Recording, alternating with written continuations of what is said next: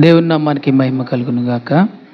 ఇంతవరకు జరిగిన కార్యక్రమాలన్నిటిని బట్టి దేవుని మహిమపరుస్తూ తండ్రి అయిన దేవునికి కృతజ్ఞత స్తుతులు చెల్లిస్తూ కూడి వచ్చిన మీ అందరికి కూడా మన ప్రభు అయిన యేసుక్రీస్తు వారి నామంలో హృదయపూర్వకంగా వందనాలు తెలియజేస్తున్నాను.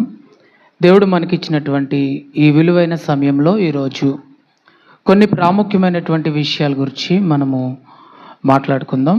చిన్న ప్రార్థన చేసుకుందాం. పరిశుద్ధుడవు మహోన్నతుడైన మా తండ్రి, మీకే స్తోత్రములు చెల్లిస్తూ ఉన్నాం దేవా. మీరిచ్చినటువంటి ప్రాముఖ్యమైన సమయంలో కొన్ని నిమిషాలుగా తండ్రి, మీ కుమారుడైన యేసుక్రీస్తు వారిని గూర్చినటువంటి కొన్ని గూఢమైన సంగతులు మేము మాట్లాడుకొని చుండగా మా అందరికీ అవసరమైనటువంటి జ్ఞానమును మీరు దయచేయమని, మీ ఆత్మతో నింపి నడిపించమని, వింటున్న వారికి వినగల శక్తిని దయచేయమని యేసుక్రీస్తు వారి శ్రేష్టమైన నామంలో ప్రార్థించి అడిగి వేడుకుంటున్నాము తండ్రి, ఆమేన్. మత్తయి సువార్త మొదటి అధ్యాయము మొదటి వచనాన్ని ఒకసారి మనము చదువుకుందాం. మత్తయి సువార్త మొదటి అధ్యాయము మొదటి వచనము. అబ్రహాము కుమారుడగు దావీదు కుమారుడైన యేసుక్రీస్తు వంశావళి. అలాగే మార్కు సువార్త మొదటి అధ్యాయము మొదటి వచనం కూడా.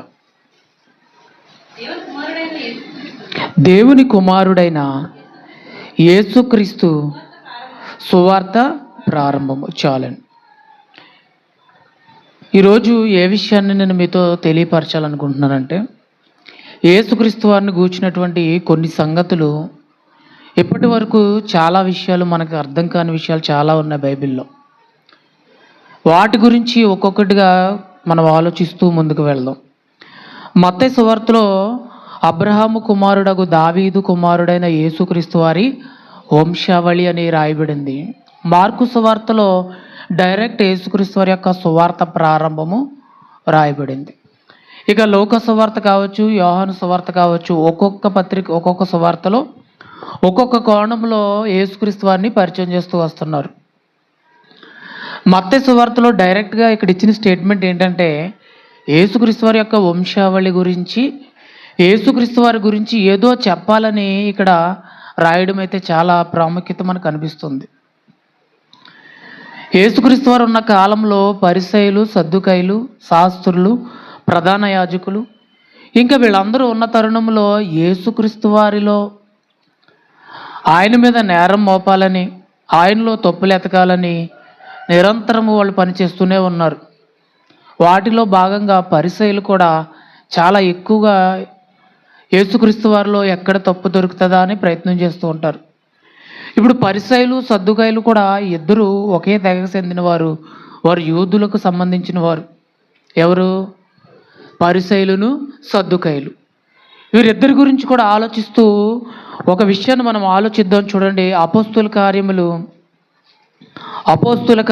23వ అధ్యాయము.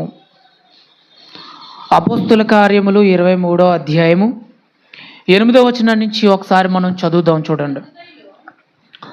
సద్దుకైలు పునరుద్ధానము లేదనియు, దేవదూతైనను ఆత్మైనను లేదనియు చెప్పుదురు. సద్దుకైలు ఎలా ఉన్నారంటే, వారు ఏమంటారంటే పునరుద్ధానము లేదు, ఇంకా దేవదూత లేదు, ఆత్మ కూడా లేదు అని బలంగా నమ్మే తెగ ఎవరంటే సద్దుకైలు. నెక్స్ట్ ఇంకొక తెగ ఉంది, వారెవరంటే పరిసయ్యులు. వారు ఏం చేస్తున్నారు చూద్దాం. పరిసయ్యులు రెండును కలవని ఒప్పుకొందురు. సద్దుకైలు ఏమంటున్నారంటే ఆత్మ లేదు, దేవదూతలు లేరు, పునరుద్ధానం లేదని. పరిసయ్యులు ఏమంటున్నారు? ఈ రెండు ఉన్నాయని. ఇంకా సింపుల్గా చెప్పాలంటే పరిసయ్యులు ధర్మశాస్త్రాన్ని పక్కా నమ్మేవారు. పరిసయ్యులు ఎవరంటే ధర్మశాస్త్రాన్ని బాగా పాటించేవారు, నమ్మేవారు పరిసయ్యులు. సద్దుకాయలు అయితే నమ్మరు. వీళ్ళిద్దరూ ఎక్కడి నుంచి వచ్చారంటే యూదుల్లో నుంచి వచ్చిన వారే. వీళ్ళలో ప్రాముఖ్యంగా పరిసయ్యులు నమ్ముతారు కదా, ధర్మశాస్త్రాన్ని నమ్ముతారు కదా, పునరుద్ధాన్ని నమ్ముతారు కదా, ఆత్మను నమ్ముతారు కదా, దేవదూత ఉందంటే నమ్ముతారు కదా. కానీ వాళ్ళు ఏం చేస్తున్నారంటే యేసుక్రీస్తు వారిలో తప్పులు ఎదగడానికి మొదటి నుంచి చివరి వరకు అదే ప్రయాణంలో ఉన్నారు వారు. మరి ఇప్పటికింకా యేసుక్రీస్తు వారి గురించి కొన్ని సంగతులు ఎందుకు మరుగైపోయినాయి అంటే, మనము కూడా చాలా విషయాల్లో కొన్ని మాత్రమే చదువుకుంటూ ముందుకు వెళ్ళిపోతాం. అసలు ఎప్పుడైనా మనం ఆలోచిస్తే బైబిల్ మనకి ఏం నేర్పించాలనుకుంటుంది, అపోస్తులు ఏం ప్రకటించారు, ప్రవక్తలు ఏం తెలియచేశారు, ఇప్పుడు మనం ఏం చేయాలి అని ఆలోచిస్తేనే బైబిల్ని మనం బాగా చదవగలుగుతాము. దాంట్లో ఉండే ప్రతి అర్థాన్ని మనం తెలుసుకోగలుగుతాం, ఇతరులకు చెప్పగలుగుతాం. ఇప్పుడు మత్తయి సువార్త 1వ అధ్యాయం 1వ వచనం చదువుకుని మనం ముందుకు వెళదాం. ఏమని అంటున్నారంటే ఇక్కడ, ఏమని ఈ గ్రంథకర్త పరిచయం చేస్తున్నాడంటే, అబ్రహాము కుమారుడగు దావీదు, బాగా గుర్తుపెట్టుకోండి, అబ్రహాము కుమారుడగు దావీదు కుమారుడైన యేసుక్రీస్తు వారి వంశావళి. ఈ మాటను పట్టుకునే కదా మనం కొన్ని పాటలు ఇప్పటికీ పాడుతూ ఉంటాం. అందరికి తెలిసిన పాటే, చెప్పండి ఏం పాట అది? నీవు తప్ప నాకీ లోకంలో ఎవరున్నారయ్యా, దావీదు కుమారుడా నన్ను దాటిపోకయ్యా, పాడుకుంటాం కదా. ఇప్పుడు బాగా ఆలోచించండి, ఇప్పుడు ఈ పాట రాశారు, వాళ్ళని మనం తప్పుపడటానికైతే మాట్లాడుకుంటలే, పాట కూడా మనం పాడుతున్నాం. యేసుక్రీస్తు వారు ఎవరని? దావీదు కుమారుడని మనం మాట్లాడుకుంటున్నాం. అయితే ఏం జరుగుతుందో చూద్దాం. 1వ వచనం మరలా చూద్దాం. అబ్రహాము కుమారుడగు దావీదు కుమారుడైన యేసుక్రీస్తు వారి వంశావళి, దావీదు కుమారుడైన యేసుక్రీస్తు వారి వంశావళి. ఇప్పుడు యేసుక్రీస్తు వారు ఈ భూమి మీద ఉన్నప్పుడు ఆయన తిరుగుతున్న సమాజంలో ఆయన కొరకు ఎదురు చూస్తున్న వారు, ఆయన రాకను గమనించిన వారు ఆయన ఏమని పిలుస్తున్నారు అంటే, దావీదు కుమారుడా మమ్మను కరుణించుమని చాలా సందర్భాల్లో మనం చదువుకుంటూ ఉంటాం.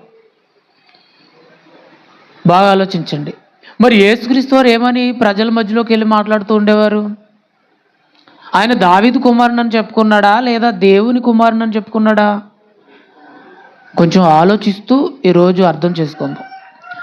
ఆయన శిష్యులతో కూడా ఏం మాట్లాడుతున్నాడంటే, నేను దావీదు కుమారుణ్ణి అనే పదాన్ని ఆయన వినియోగించట్లేదు, కానీ ఏం మాట్లాడుతున్నాడంటే నేను దేవుని కుమారుణ్ణి అంటున్నాడు. మరి అందరూ ఎలా ఆలోచిస్తున్నారంటే ఆయన దావీదు కుమారుడిగా మాత్రమే ఆలోచిస్తున్నారు. అలా ఎవరెవరు ఆయన పిలిచారో చూద్దాం. మత్తయి సువార్త 9వ అధ్యాయం 27వ వచనం చూడండి. మత్తయి సువార్త 9వ అధ్యాయము 27వ వచనాన్ని ఒకసారి చూద్దాం. యేసు అక్కడి నుండి వెళ్ళుచుండగా ఇద్దరు గుడ్డివారు, చూడండి, యేసుక్రీస్తు వారు ఒక చోట నుంచి ఇంకొక చోటకి సువార్తను ప్రకటించుకుంటూ వెళుతున్నప్పుడు ఆయన కొరకు ఎదురు చూస్తున్నారు కొంతమంది. బాగా ఆలోచించండి. ఆయన కొరకు కొంతమంది ఎదురు చూస్తున్నారు అంటే ఆయన ద్వారా ఏదో లబ్ధి పొందాలని. వారిలో ఇద్దరు గురించి మాట్లాడుతున్నాడు. అక్కడ నుండి వెళ్ళుచుండగా ఇద్దరు గ్రుడ్డివారు ఆయన వెంట వచ్చి, దావీదు కుమారుడా మమ్మను కనికరించమని కేకలు వేసిరి. గ్రుడ్డివాళ్ళు అంటే వాళ్ళకి ఏం కనిపించదో చెప్పండి, ఏం కనిపించదో? కళ్ళు కనిపించవు కాబట్టి ఆయన వెంట వచ్చి ఏమంటున్నారంటే, ఆయన అటువైపు వెళుతున్నాడని తెలుసుకుని, దావీదు కుమారుడా మమ్మల్ని ఏం చేయమంటున్నారో కరుణించమని, కనికరించమని అడుగుతున్నారు. ఇప్పుడు దావీదు కుమారుడని వాళ్ళకి ఎలా అర్థమైంది చెప్పండి? మీకు ఈ పాటికి ఆన్సర్ వచ్చేయాలి. ఇప్పుడు గుడ్డివారు ఆయన కొరకు ఎదురు చూస్తున్నారు, అటు వస్తాడని. ఆయన రాగానే ఏమంటున్నారంటే, దావీదు కుమారుడా మమ్మల్ని ఏం చేయాలి, మమ్మల్ని కరుణించు అంటున్నారంటే ఆయన దావీదు కుమారుడు అని వీళ్ళకి ఎలా తెలుసు? ఆలోచించడం అంటే ఎలాగే ఆలోచించాలి, అవును కదా. అంతకుముందు ఏమైనా వీళ్ళు ఎక్కడైనా చదువుకున్నారా? మత్తయి సువార్త ప్రారంభము ఈరోజు మనకి గ్రంథం వాడుకలో ఉంది కాబట్టి మత్తయి సువార్త 1వ అధ్యాయం తీసి దావీదు కుమారుడైన యేసుక్రీస్తు వంశావళి అన్నాడు కాబట్టి, యేసుక్రీస్తు వారు ఎవరో దావీదు వంశం నుంచి వచ్చాడు కాబట్టి మనం దావీదు కుమారుడా అని మనం పలుకుతున్నాము, పాటలు పాడుతున్నాం. మరి గుడ్డి వారికి ఎలా తెలిసింది అంటే, అప్పటికి యేసుక్రీస్తు వారు దావీదు కుమారుడుగానే ప్రసిద్ధికి ఎక్కాడు. అక్కడ అందరి వినికిడిలో మత్తయ్య గారు ఏదైతే పరిచయం చేస్తున్నాడో సేమ్ అదే విషయాన్ని అప్పట్లో వాడుకలు ఏముందంటే, యేసుక్రీస్తు వారు ఎవరు అంటే, యేసు అనే వ్యక్తి ఎవరు అంటే దావీదు వంశస్థుడు. ఈ విషయం అక్కడ ఉన్న ప్రాంతం అంతా ప్రసిద్ధికి ఎక్కింది కాబట్టి ఆ గుడ్డి వారు ఏమంటున్నారంటే డైరెక్ట్ దావీదు కుమారుడా అని ఎవరిని పిలుస్తున్నారంటే యేసుక్రీస్తు అని పిలుస్తున్నారు. ఇంకొక వచనాన్ని కూడా మనం చూద్దాం. 15వ అధ్యాయంలోకి రండి. అదే మత్తయి సువార్త 15వ అధ్యాయము 21 నుంచి చదువుకుందాం ఒకసారి. యేసు అక్కడ నుండి బయలుదేరి తూరు సీదోనుల ప్రాంతములకు వెళ్ళగా, ఇదిగో ఆ ప్రాంతములో నుండి కానాను స్త్రీ ఒకటి వచ్చి, ఇక్కడ మరొక వ్యక్తి కనబడుతున్నారు. యేసుక్రీస్తు వారు అక్కడి నుంచి బయలుదేరి తూరు సీదోను ప్రాంతములు ఆ ప్రాంతాల గుండా వెళుతున్నప్పుడు అక్కడ ఒక ప్రాంతంలో ఒక స్త్రీ కనపడుతుంది. ఆమె కానాను స్త్రీ. కానాను స్త్రీ ఒకటి వచ్చి ఏమంటుందంటే, ప్రభువా, దావీదు కుమారుడా, నన్ను కరుణింపుము అని ఆమె కూడా ఆయన ఏం చేస్తుందంటే బ్రతిమాలుతుంది. ఇప్పటికీ ఆల్రెడీ మీకు 2 గుడ్డివారిని చూపించాను. ఇప్పుడు ఒక కానాను స్త్రీని చూపిస్తున్నాను. ఈమెన్న కానాను స్త్రీ. కానాను స్త్రీ అంటే మీకు తెలుసు కదా. కానాను స్త్రీ అంటే ఏంటి చెప్పండి? కానాను ప్రాంతానికి చెందిన స్త్రీ అని అర్థం. ఇది ఎక్కడి వరకు ప్రసిద్ధి చెందిందంటే, కానానులో కూడా ఏమి వినపడుతుందంటే, దావీదు కుమారుడుగానే యేసుక్రీస్తు వారు ప్రసిద్ధికి చెందుతున్నాడు. వ్యాపించింది. ఇదిగో ఆయన దావీదు కుమారుడు అంట, ఆయన మనుషుల్ని బాగు చేస్తాడంట, మనుషుల యొక్క అనారోగ్యాన్ని తీసేస్తాడంట, ఎలాంటి వాడినైనా బాగు చేస్తాడు అనే విషయము కానాను వరకు చేరుకుంది. అర్థమవుతుంది కదా.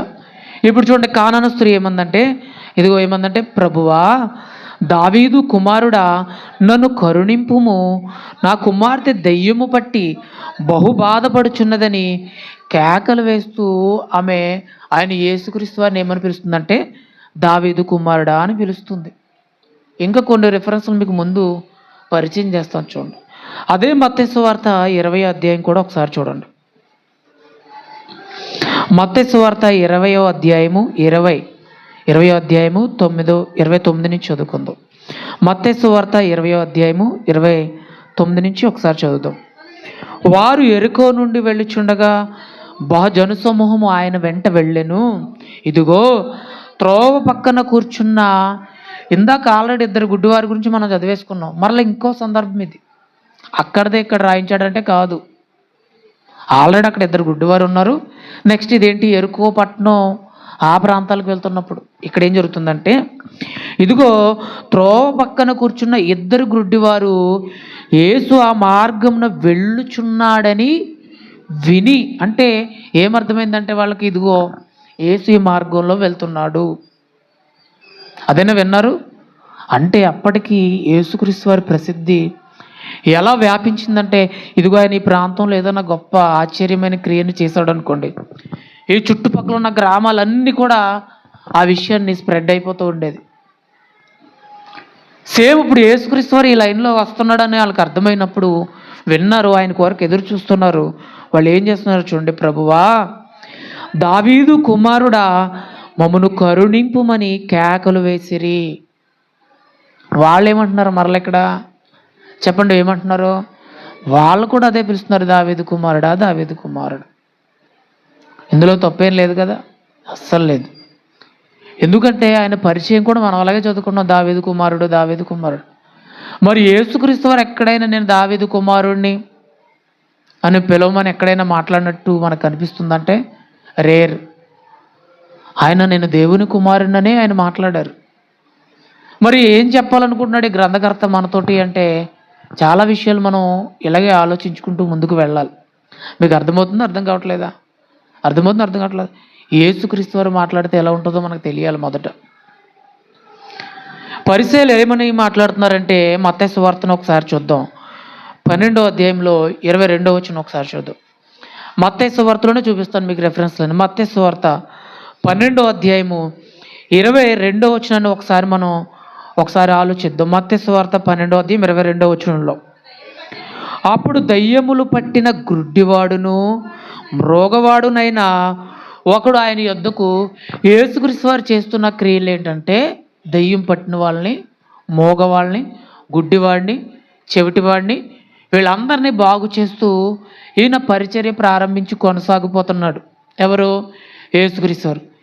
ఆ సందర్భాన్ని ఇక్కడ మాట్లాడుతూ ఏమన్నాడంటే, అప్పుడు దయ్యము పట్టిన గుడ్డివాడును మోగవాడునైన ఒకడు ఆయన యొద్దకు తేబడెను.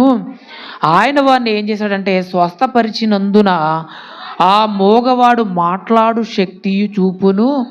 ఆ మోగవాడు ఏం చేశాడంటే మాట్లాడుతున్నాడు, చూడగలుగుతున్నాడు, అతనికి ఆ శక్తి వచ్చేసింది.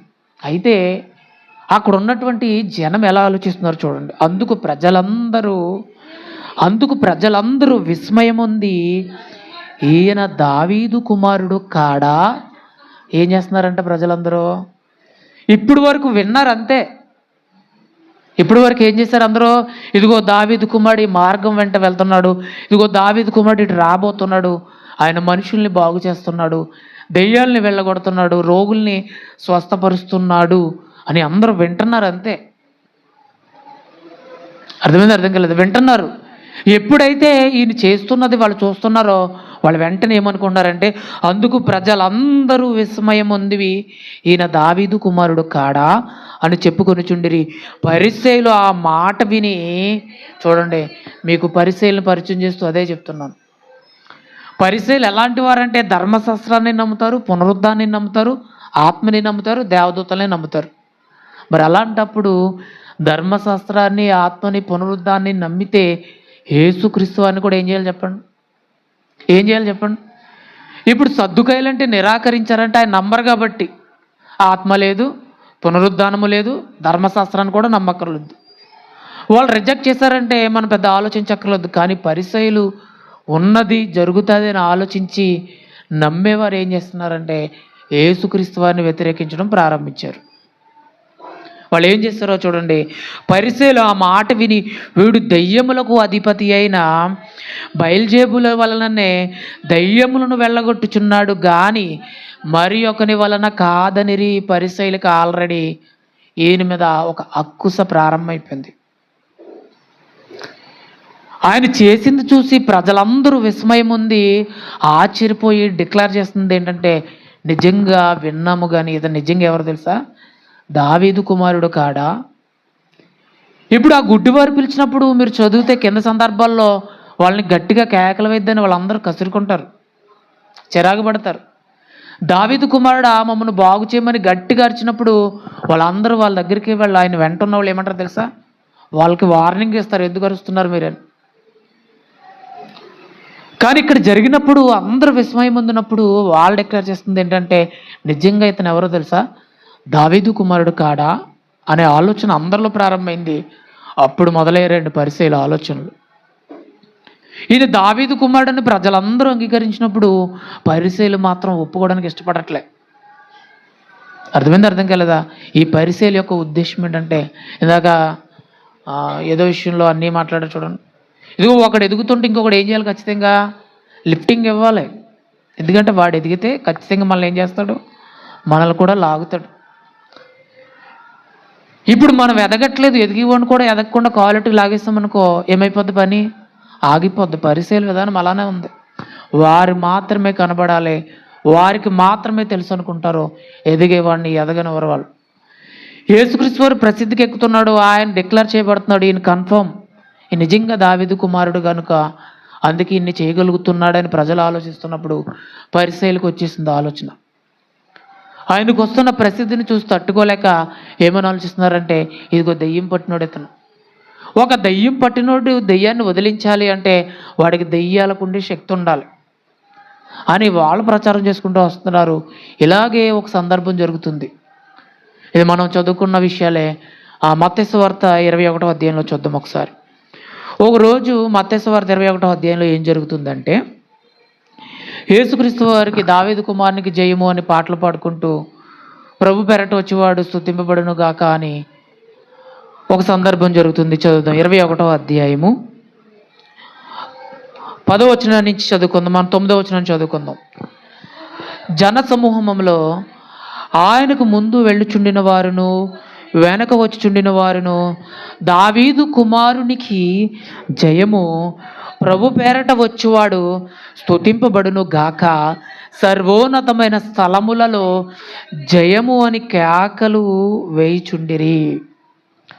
ఇప్పుడు ఆల్రెడీ యేసుక్రీస్తు వారి యొక్క ఆ కార్యక్రియలు, ఆయన చేస్తున్నటువంటి ఆ స్వస్థతలు కావచ్చు, అద్భుతాలు కావచ్చు, ఆయన బోధ విధానం కావచ్చు, ఇవన్నీ చూస్తున్నప్పుడు ప్రజలందరికీ ఒక క్లారిటీ వచ్చేసింది. నిజంగా ఈయన దావీదు వంశంలో నుంచి వచ్చిన వాడే. ఆయన్ని ఎలాగా ఆయన జరగబోయేదే చెప్తున్నాడు, ఏం జరగబోతుందో చెప్తున్నాడు, ఏం జరిగిపోయిందో చెప్తున్నాడు.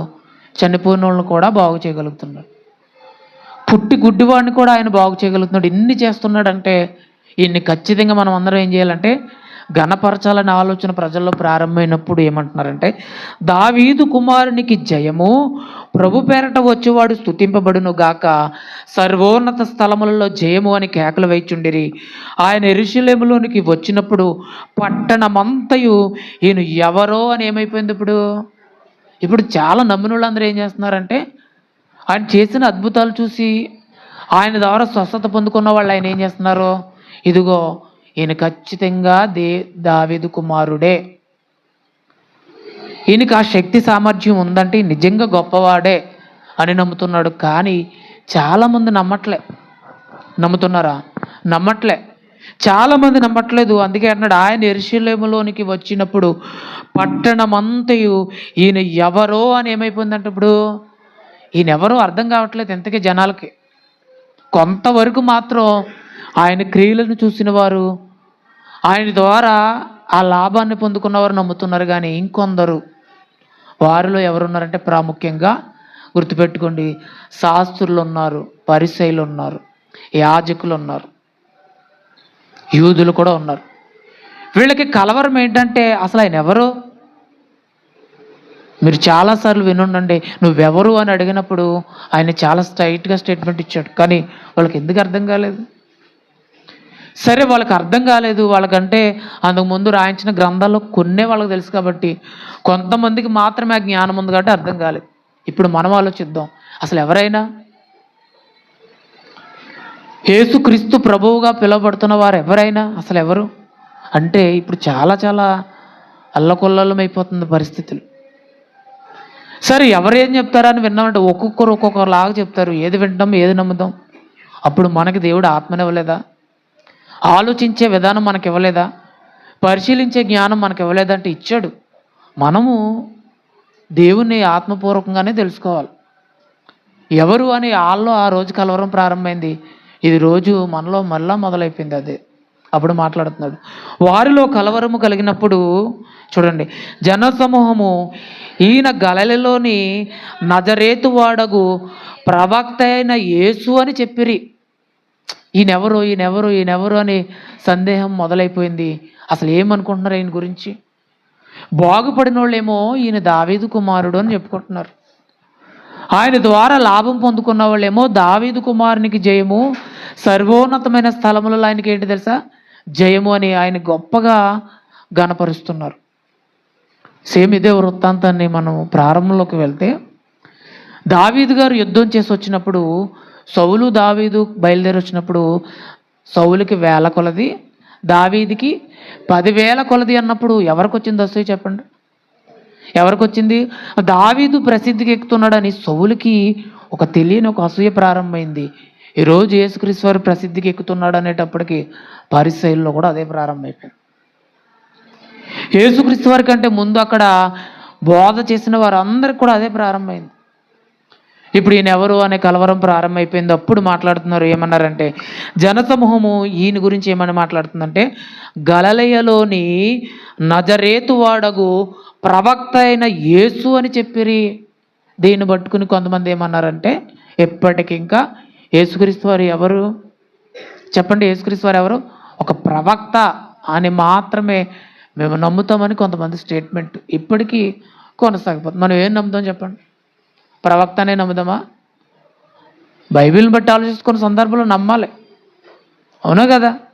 చూడండి, నెక్స్ట్ చదవండి. తర్వాత యేసు దేవాలయంలో ప్రవేశించి క్రయ విక్రయములు చేయవారందరినీ వెళ్ళగొట్టి, రోగులు మార్చువారు బల్లలను, గువ్వలమ్మవారి పీఠములను పడద్రోసి, నా మందిరము ప్రార్థనా మందిరం అనబడును అని వ్రాయబడి ఉన్నది, అయితే మీరు దాన్ని దొంగల గుహగా చేసేవాడనరి. వృడ్డివారును కృంటివారును దేవాలయములో, చూడండి ఇక్కడ మరలా సందర్భం వస్తుంది. నేను బాగు చేసినప్పుడు బాగుపడిన వాళ్ళు ఆయన చేసిన మేలును మర్చిపోలేదు. వాళ్ళు జస్ట్ మనం అనారోగ్య పరిస్థితుల్లో ఉన్నప్పుడు డబ్బులు బాగా అవసరమైనప్పుడు ఎవరైనా సాయం చేస్తే వాళ్ళని ఎన్నిసార్లు చెప్పుకుంటాం మనం? ఆపదలు అడ్డుపడిన వాళ్ళు, బాధల్లో మనల్ని పరామర్శించిన వాళ్ళ గురించి ఎంత బాగా మాట్లాడుకుంటాం. మరి వీళ్ళు బాగుపడ్డారు ఆయన ద్వారా. వాళ్ళు ఏమంటున్నారు చూడండి, గుడ్డివారును కుంటివారును దేవాలయములలో ఆయన యొద్దకు రాగా ఆయన్ని ఏం చేస్తున్నాడంట? ఆయన ఏం చేస్తున్నాడు? స్వస్థపరచును. ఆల్రెడీ చాలామంది మొదలెట్టారు. ఏం మొదలెట్టారు? ఒకరోజు ఇలాగే పడుకుని వాక్యం చదువుకుని నోట్స్ రాసుకుని పడుకున్నాను. కరెక్ట్గా పడుకుంటే తెల్లరగట్లు ఒక పదం నాకు బాగా వెంటాడేస్తుంది మైండ్లో. నేను పడుకున్నాను, బేగా లేగాలి, ఎర్లీగా లేచి ఈవెంట్కి వెళ్ళాలని పడుకున్నాను. నిద్ర ఆడతలేదు. ఖాళీగా ఉన్నాను కదా, పొద్దున్నే లేచిపోతాం, ఈ నైట్ అంతా పడుకున్నాను, అసలు నిద్రట్లే. తెల్లరేటప్పటికి ఒక విషయం గుర్తొచ్చింది నాకు. నిద్ర అనే దాని గురించి అసలు ప్రారంభం ఎక్కడ ప్రారంభమైంది బైబిల్లో, అసలు నిద్ర ఎలా వచ్చింది అనే ఒక ఆలోచన వచ్చింది నాకు. అసలు నిద్ర గురించి చెప్పాలి, ఏదో రోజు చదువుకోవాలి బాగా అనిపించింది నాకు. అర్థమైందా? అసలు నిద్ర ఎక్కడ ప్రారంభమైంది, నిద్ర ఎన్ని రకాలు ఉన్నాయి, మన నిద్ర సరైందా కాదా అని వచ్చింది ఆలోచన నాకు. అప్పుడు అనిపించింది, అంటే ఖాళీగా కూర్చుని ఆలోచిస్తే ప్రతిదాని గురించి మాట్లాడాలనిపిస్తుంది. ఇప్పుడు మళ్ళీ నిద్ర టాపిక్ ఎందుకు వచ్చింది నాకు చెప్పండి? ఎందుకు వచ్చింది? మళ్ళీ నాకు కళ వచ్చిందంటారా? కళ్ళకు కనపడుతున్నారు మరి. దయచేసి కొంచెం ఒకళ్ళిద్దరినైతే పట్టించుకొని ఎక్కువ మందిని ఎదురయ్యారు అనుకోండి, కొంచెం ఇబ్బందిగా ఉంటుంది. చదవండి నెక్స్ట్ విషయాన్ని. గుడ్డివారును కుంటివారును దేవాలయంలో ఆయన యొద్దకు రాగా ఆయన ఏం చేస్తున్నాడంట? బాగు చేస్తున్నాడు, స్వస్థపరిచిరి. నెక్స్ట్, కాగా ప్రధాన యాజకులను శాస్త్రులను ఆయన చేసిన వింతలను దావీదు కుమారునికి జయమని దేవాలయములో కేకలు వేయుచున్న చిన్న పిల్లలను చూచి కోపంతో ఏం చేస్తున్నారంటే వీళ్ళు, ఏం జరిగింది అక్కడ అంటే, ఇదిగో మేలు పొందుకున్నవాడు ఏం చేస్తున్నాడంటే, ఇదిగో మేము పుట్టుకతోటే మోగవారము, పుట్టుకతోనే గుడ్డివారము, మేము చెవిటివారము, అలాంటి మాకు ఈరోజు చూపొచ్చింది, మాట్లాడగలుగుతున్నాము, వినగలుగుతున్నామంటే ఇది చేసిన వాడికి ఏం జరగాలి? ఖచ్చితంగా థ్యాంక్స్ చెప్పాలి. మనం చెప్పుకుంటాం కదా థ్యాంక్స్. సేమ్ వాళ్ళు అదే చెప్తున్నారు.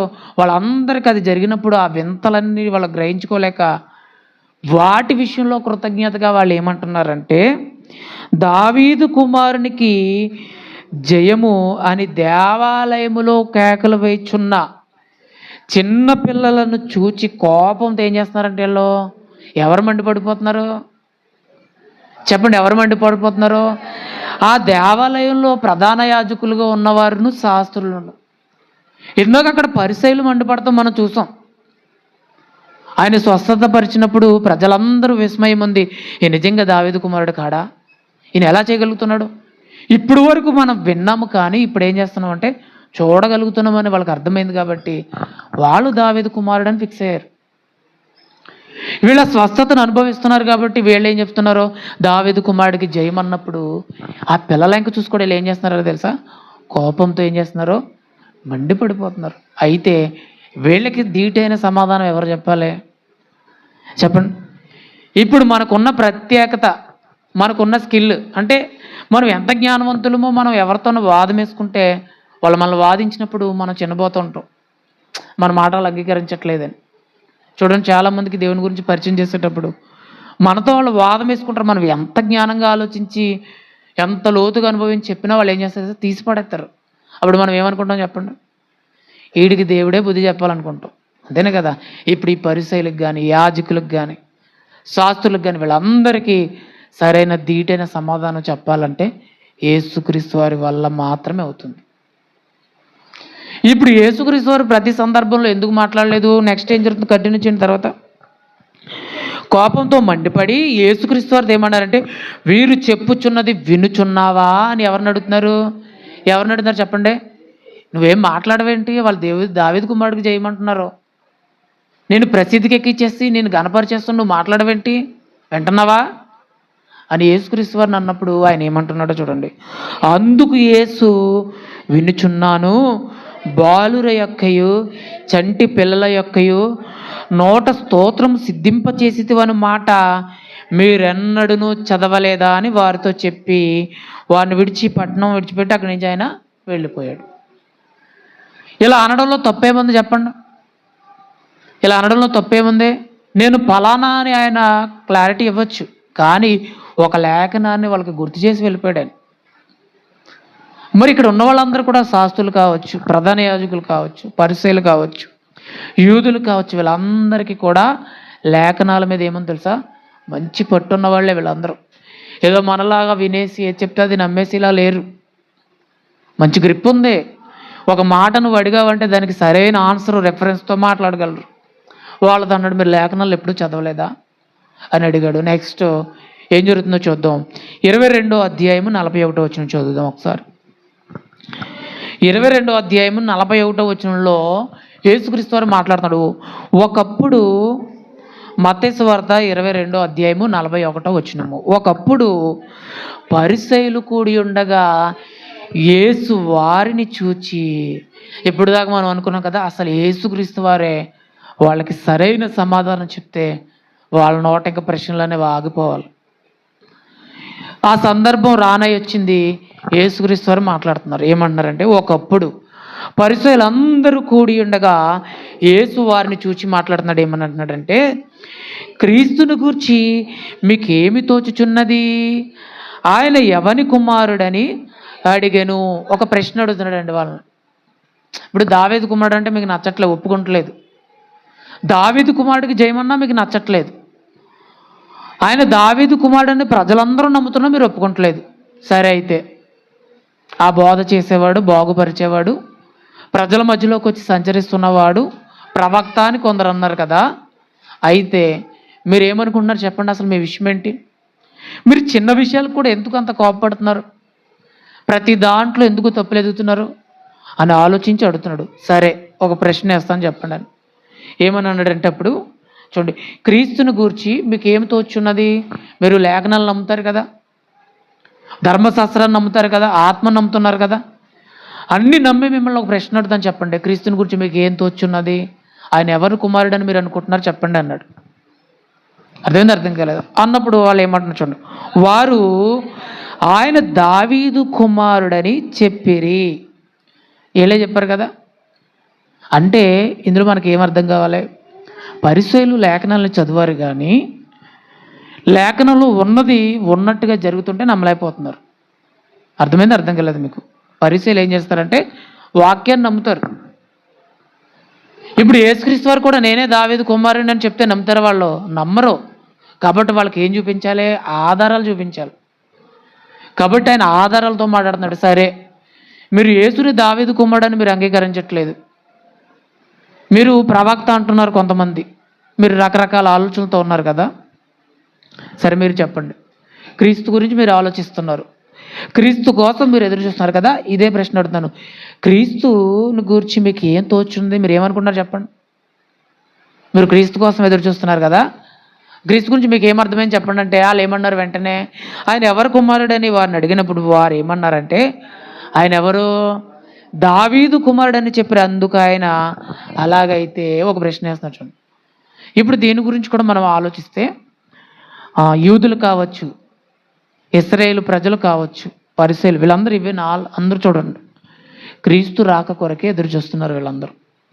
ఆల్రెడీ యూదులు క్రీస్తుని అంగీకరించలేని విషయాన్ని ఒకసారి నేను చెప్పాను, అదే విషయాన్ని జ్ఞాపం చేస్తున్నా. క్రీస్తు రాబోతున్నాడని ఎదురు చూస్తున్నారు వీళ్ళు. ఇంకా ప్రతి ఒక్కరూ క్రీస్తు వస్తాడు, మా జీవితంలో ఏదో మేలు చేస్తాడని ఎదురు చూస్తున్నారు.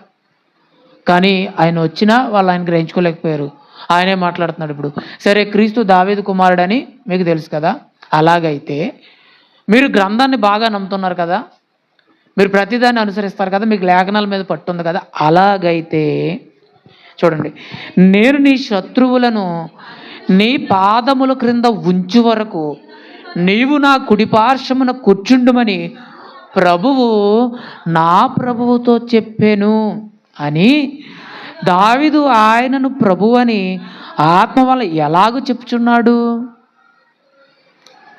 వాళ్ళకి లేఖనంతోనే ఒక రిఫరెన్స్తోనే ప్రశ్న వేశాడండి. నిజంగా మీరు ఏమంటున్నారంటే, క్రీస్తుని గురించి మీకు ఏం తోచుతుంది? క్రీస్తు గురించి మీరు ఏమనుకుంటున్నారు చెప్పండి అంటే ఏమన్నారు? క్రీస్తు అసలు ఎవరు కుమారుడు అనుకుంటున్నారు అని అడిగాడు. నా మాట మీకు అర్థమైంది, అర్థం కాలేదా? మరలా చెప్తున్నాను మీరు. యూదులు కావచ్చు, శాస్త్రులు కావచ్చు, పరిసయ్యులు కావచ్చు, అర్థమైందా, ప్రధాన యాజకులు కావచ్చు, ఇశ్రాయేలు ప్రజలంతా కావచ్చు, వీళ్ళందరూ ఏమి ఎదురు చూస్తున్నారంటే క్రీస్తు పుడతాడు, రాబోతున్నాడు అని ఎదురు చూస్తున్నారు. అయితే క్రీస్తు ఎవరి వంశంలోంచి వస్తారని తెలిసి వీళ్ళందరికీ లేఖనాల ఆధారము, వాగ్దానాలను బట్టి క్రీస్తు ఎవరి వంశంలోంచి రావాలి? దావీదు గారి వంశంలో నుంచే రావాలి. అర్థమైంది, అర్థం కలదా? ఇప్పుడు దానికోసమే వాళ్ళు ఎదురు చూస్తున్నారు. అయితే ఇదే ప్రశ్న ఆయన అడుగుతున్నాడు. క్రీస్తు దావీదుకి కుమారుడని మీ అందరూ చెప్తున్నారు కదా, అదేనా చెప్పారు వాళ్ళు? అర్థమైంది, అర్థం కాలేదా? మీకు అర్థమైతే అర్థమైనట్టు ముఖం, నాకు అర్థం అవ్వట్లేదు, మీకు అర్థమైందని. క్రీస్తు గురించి వాళ్ళకి ఏం ఆలోచన ఉందో చెప్పండి, సరిగ్గా చెప్పండి. క్రీస్తుని గురించి వాళ్ళకి ఏ అవగాహన ఉంది? క్రీస్తు వస్తాడు, అయితే ఆయన ఎవరు కుమారుడు అని చెప్పాలి అని నమ్ముతున్నారు కదా వాళ్ళందరూ. క్రీస్తు ఒకవేళ వస్తే దావీదు వంశంలోంచే రావాలి, దావీదు కుమారుడై ఉంటాడు, ఆయన అయితేనే క్రీస్తు అని వీళ్ళకి ఒక ఆనవాలు ఉంది. కరెక్టే. అయితే ఇప్పుడు యేసుక్రీస్తు వారు ఏమని మాట్లాడాడంటే, అలాగైతే దావీదు ఒకసారి పలికిన మాటను జ్ఞాపకం చేద్దామని ఏమన్నాడంటే, నేను నీ శత్రువులను నీ పాదముల క్రింద ఉంచు వరకు నీవు నా కుడిపార్శ్వమున కూర్చుండుమని ప్రభువు నా ప్రభుతో చెప్పాను అనే ఒక ప్రవచనం ఒకటి ఉంది. అర్థమైందా? ఇవన్నీ నేను మీకు చూపిస్తాను. దావీదు గారు ఈ ప్రవచనాన్ని ఒకసారి ప్రవచించాడు కదా. ప్రభువు అని ప్రాముఖ్యంగా మనందరికీ తండ్రి అయిన దేవుడు ఉన్నాడు కదా, ఆయన సంబోధించాడు ప్రభు అని.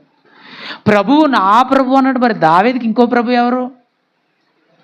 ఒక ప్రభు తండ్రి అయిన దేవుడు, మరి దావీదుకి ఇంకొక ప్రభు ఎవరు? ఒకవేళ ఆ ప్రభు యేసుక్రీస్తు అయితే ఆయన కుమారుడు ఎలా అవుతాడు? కింద అదే ఉంటుంది, నేను మీకు అర్థమవడానికి చెప్తున్నాను, చదివిస్తాను చూడండి.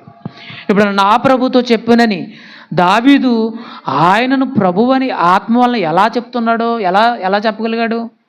ఇంకా ఆయన పుట్టలేదు కదా, వస్తే ఆయన తర్వాత ఆయన వంశంలో రావాలి కదా, మరి ఎలా నా ప్రభు అని చెప్తున్నాడు అని దావీదు ఆయనను ప్రభు అని చెప్పిన ఎడల ఆయన ఎలాగూ అతనికి కుమారుడగునని.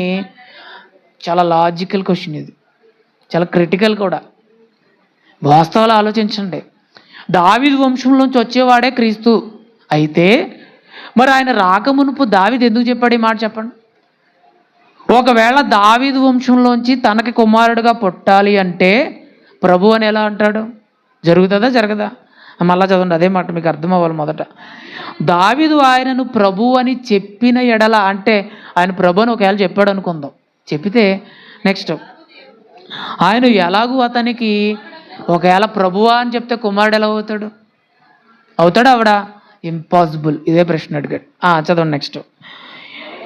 ఎవడును మారు మాట చెప్పలేకపోయాను, మరియు ఆ దినము నుండి ఎవడును కూడా ఆయన ఒక ప్రశ్నయు కూడా అడగా తెగింపలేదు. చూసారా ఆన్సర్ ఎలా ఉందో? ఇంత జ్ఞానంగా మాట్లాడాలి అంటే అది కేవలం ఎవరి వల్ల అవుతుంది? క్రీస్తు వల్లే అవుతుంది. ఇప్పుడు ఇదే విషయాన్ని మనం ఆలోచిద్దాం, అంతే కదా. ఇప్పుడు ఆయన ప్రభు అని చెప్పేశాడు, ప్రభువు నా ప్రభుతో చెప్పినప్పుడు అలా అయితే మరి మొదట్లో పరిచయం చేశాడు కదా దావీదు కుమారుడైన యేసుక్రీస్తు వంశావళి. ఆయన నిజంగా దావీదుకే కుమారుడైతే మనం ఎందుకు ఇప్పుడు ప్రభు అని ఎవరిని నమ్మాలి? ఇప్పుడు మత్తయ్య గారు రాయడంలోనే పొరపాటు అనుకోవాలి కదా. ఇప్పుడు మనం ఎలా ఆలోచిస్తే మీకు అర్థం కావట్లేదు, నా గురించి పూర్తిగా మీకు తెలియట్లేదు, నేను ఎవరు అనుకుంటున్నారు మీరు అని అడిగినప్పుడు కొందరు ప్రవక్త అన్నారు, అవునా కదా. ఇప్పుడు అదే మాట ఆయన అడుగుతున్నాడు, దావీదు కుమారుడైన యేసుక్రీస్తు వంశావళి అని మనం చదువుకుంటున్నాం. అయితే దావీదుకి ఆయన ప్రభువు అయితే ఆయన కుమారుడని మత్తయ్య గారు ఎలా రాశారు? ఆ గుడ్డివారు దావీదు కుమారుడు అన్నప్పుడు మీకు అర్థం అవ్వట్లేదురా బాబు అని ఆయన చెప్పొచ్చు కదా, అక్కడే చెప్పొచ్చు కదా. ఆ కానాను స్త్రీ వెళ్ళి ప్రభువా దావీదు కుమారుడు అన్నప్పుడు ఆవిడేం చెప్పాలి? ఆవిడకేం చెప్పాలి? నేను ప్రభువును మాత్రమే, దావీదు కుమారుడిని కాదు అని చెప్పాలి కదా, అవునా కదా. మీకు అర్థమైంది, అర్థం కాలేదా? నేను చెప్పే విధానం మీకు అర్థమైతే చాలా ఇంపార్టెంట్ విషయం ఇది. ఇప్పుడు దావీదు కుమారుడనే మనం చదువుకుంటూ వచ్చాం. యేసుక్రీస్తు వారు ఉన్న కాలంలో ఆయన దగ్గర స్వస్థత పొందుకోవాలనుకుని వచ్చిన వారందరూ కూడా ఆయన ఏమని పిలిచారు? దావీదు కుమారుడా, దావీదు కుమారుడా, దావీదు కుమారుడా అన్నారు. ఇలా పిలుస్తుంటే పరిసయ్యులకి అక్కడ ఉన్న వాళ్ళకి ఏమొస్తుంది? కోపం వచ్చేస్తుంది. ఇదేంటి, దావీదు కుమారుడు ఇంకా రాలేదు కదా, వస్తాడు కదా, ఈయన్ని దావీదు కుమారుడు అంటున్నారేంటి, అంటే ఈయనైనా క్రీస్తు అనే వాళ్ళకు ఒక హృదయంలో ఒక ఆలోచన కలిగి గొడవ పడటం ప్రారంభించారు. ఈ విషయాన్ని పరిసయ్యులతో యేసుక్రీస్తు వారు మాట్లాడుతూ, నిజంగా మీరు దావీదు కుమారుడు క్రీస్తు అని మీరు చెప్తున్నారు కదా, మరి దావీదు ఒక ప్రవచనం ఉంది, ప్రభు నా ప్రభుతో చెప్పాడనే సందర్భం ఉంది కదా, దావీదికి ఆయన ప్రభు అయితే వాళ్ళ కుమారుడు ఎలా అవుతాడు అని అడిగినప్పుడు వాళ్ళు ఎవరు ఆన్సర్ అవ్వలే. ఇప్పుడు మనమైనా ఏం చేద్దాం ఈ విషయాన్ని గురించి అంటే, ఇక్కడ చదువుకుని స్కిప్ చేసి ముందుకు వెళ్ళిపోదాం. అలాగే చేద్దామా? మనం తెలుసుకోలేదనుకోండి, మనం ఇక్కడ ఆల పరిస్థితిలోనే ఉంటుంది. సందర్భాలు ఎదురైనప్పుడు కూడా మనం కూడా గ్రహించలేని పరిస్థితికి వెళ్ళిపోతాం. మనకంటూ ఒక ఆన్సర్ రావాలి. చదువుదాం. ఈ మాట దావీదు చెప్పాడని అన్నాడు కదా, నేను నీ శత్రువులను నీ పాదముల క్రింద ఉంచు వరకు నీవు నా కుడిపార్శ్వమున కూర్చుండుమని ప్రభువు నా ప్రభుతో చెప్పాను అని దావీదు ఆయనను ప్రభు అని ఆత్మలు ఎలా చెప్పుచున్నాడు అంటే, దావీదు ఈ విషయాన్ని ఎక్కడో ఒక చోట ఖచ్చితంగా మాట్లాడాడు. ఆ మాటనే చూద్దాం. కీర్తనల గ్రంథము 110వ అధ్యాయం మొదటి వచనం చూద్దాం. దావీదు గారు ఈ విషయాన్ని ఎక్కడ మాట్లాడాడంటే, కీర్తనల గ్రంథము 110వ అధ్యాయము మొదటి వచనాన్ని ఒకసారి చూద్దాం. ప్రతి ఒక్కరు తీయండి. కీర్తనల గ్రంథము 110వ అధ్యాయము మొదటి వచనాన్ని, దావీదు కీర్తన రాయబడింది అక్కడ. ఈ విషయాన్ని ఎవరు చెప్పారు? దావీదు గారే కదా. చూడండి, నేను త్వరగా ముగిచ్చేస్తా. దావీదు కీర్తన చదవండి. ప్రభువు నా ప్రభుతో సెలవిచ్చిన వాక్కు. ఇక్కడ దావీదు గారు ఏం మాట్లాడుతున్నారంటే, ఒక కీర్తనలో రచిస్తూ ఆయన మాట్లాడుతూ కొన్ని విషయాలు మన ప్రభువు నా ప్రభుతో సెలవిచ్చిన వాక్కు ఏంటంటే, అది నేను నీ శత్రువులను నీ పాదములకు పీఠముగా చేయ వరకు నా కుడి పార్శ్వమున కూర్చుండుము. ఈ మాట దావీదు గారు చెప్పి ఇప్పటికీ క్రీస్తు వచ్చేటప్పటికి కూడా చాలా కాలం గతించిపోయింది. అర్థమైంది? అర్థం కాలేదు. దావీదు గారు ఈ మాట పలికాడు, ప్రభువా, ప్రభు అయిన యెహోవా, ప్రభువా అని పాదన బంధంలో ప్రస్తావించిన ప్రతి పదము కూడా తండ్రి అయిన దేవునికే చెల్లుతుంది. బాగా ఆలోచించండి. ఇప్పుడు ప్రభువా అని ఒకరిని ప్రస్తావించాడు. ఆ ప్రభు ఎవరంటే చెప్పండి, ఎవరా ప్రభువు? తండ్రి అయిన దేవుడు. ఆ ప్రభుతో చెప్తున్నాడు ఏమనంటే, ప్రభువు నా ప్రభుతో సెలవిచ్చిన వాక్కు. మరి దావీదు గారికి ప్రభు ఎవరు? ఇలా ఆలోచిస్తే మనం బైబిల్లో చాలా విషయాలు ఉన్నాయి. బైబిల్ని బట్టి ఆలోచిస్తే ప్రభు ఒక్కడే.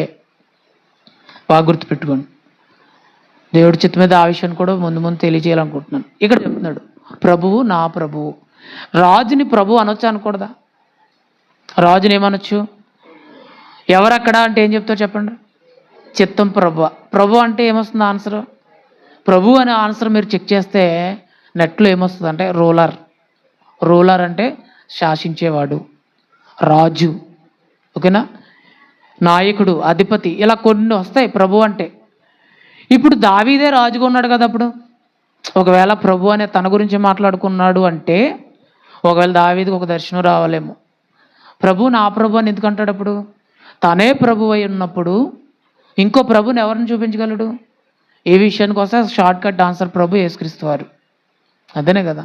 అయితే ఇది పూర్తి వివరణ మనకు తెలియాలి. ఏమన్నాడంటే, ప్రభువు నా ప్రభుతో సెలవిచ్చిన వాకు నేను నీ శత్రువులను నీ పాదములకు పీఠముగా చేయ వరకు నా కుడి పార్శ్వమున కూర్చుండుమని దావీదు గారు పలికినటువంటి ఒక మాటనే యేసుక్రీస్తు వారు మరణం అయ్యేంత వరకు కూడా విషయాన్ని ఎవరు గ్రహించలేకపోయారు.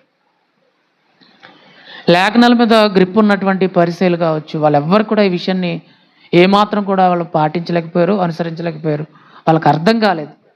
అయితే ఇదే విషయాన్ని పేతురు గారు మాట్లాడుతున్నారు. చూడండి, అపోస్తుల కార్యములు 2వ అధ్యాయంలో చూద్దాం ఒకసారి. అపోస్తుల కార్యములు 2వ అధ్యాయము 34 నుంచి ఒకసారి చూద్దాం. ఈ విషయాన్ని ఎవరు క్లారిటీ చేస్తారు అంటే పేతురు గారు మాట్లాడుతున్నారు. చూడండి, అపోస్తుల కార్యములు 2వ అధ్యాయము 34వ వచనంలో దావీదు గారే కదా ఈ మాట మాట్లాడారు. అదే దావీదు గురించి చెప్పండి. దావీదు పరలోకమునకు ఎక్కిపోలేదు, అయితే అతడు ఇలా అంటున్నాడంటే ఏమని, నేను నీ శత్రువులను నీ పాదముల క్రింద పాదపీఠముగా ఉంచు వరకు నీవు నా కుడి పార్శ్వమున కూర్చుండుమని ప్రభువు నా ప్రభువుతో దావీదు చెప్పిన మాటనే మరలా ఎవరు గుర్తు చేస్తున్నారు ఇప్పుడు? పేతురు గారు గుర్తు చేస్తున్నారండి. ఇందుకీ విషయంలో కొంచెం ఆలోచిద్దాం. దీనికి ముందుగా పైకి వెళ్ళి చదివితే అదే 2వ అధ్యాయం 22వ వచనంలో చదువుకొద్దాం. చూడండి, 22వ వచనం నుంచి. ఇశ్రాయేలు వారులారా, ఇప్పుడు పేతురు గారు ఏం చెప్పాలనుకుంటున్నాడంటే బాగా ఆలోచించండి. అటు లేఖనాన్ని గురించి ఆధారం చేయాలి, క్రీస్తు రుజువులు చూపించాలి, అందరికీ అర్థం కావాలి. ఈ విషయాలన్నీ పేతురు గారు ఎలా చెప్పగలరు అంటే, పేతురు గారికి ఏమైనా ధర్మశాస్త్రం మీద గ్రిప్ ఉందా? ప్రవక్తలు రాసిన గ్రంథాలు ఏమైనా చదివాడంటే ఏమీ చదవలేదు. కానీ ఆయన ఎలా చెప్పగలడు అంటే కేవలము ఆత్మ సహాయంతోనే. ఆయన ఇశ్రాయేలు ప్రజలందరికీ కూడా ఇప్పుడు క్రీస్తు ఎవరో అర్థం కావట్లేదు, వాళ్ళకు రుజువు చేయాలి. అందుకే ఆయన కూడా ఏం చూపిస్తున్నాడు అంటే ఇప్పుడు లేఖనాలు గుర్తు చేస్తున్నాడు. చదవండి. ఇశ్రాయేలు వారులారా, ఈ మాటలు వినుడి.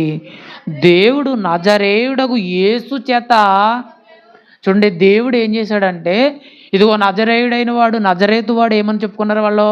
ప్రవక్త అయి ఉన్నాడు అని చెప్పుకున్నారు. అదేనా చెప్పుకున్నారు?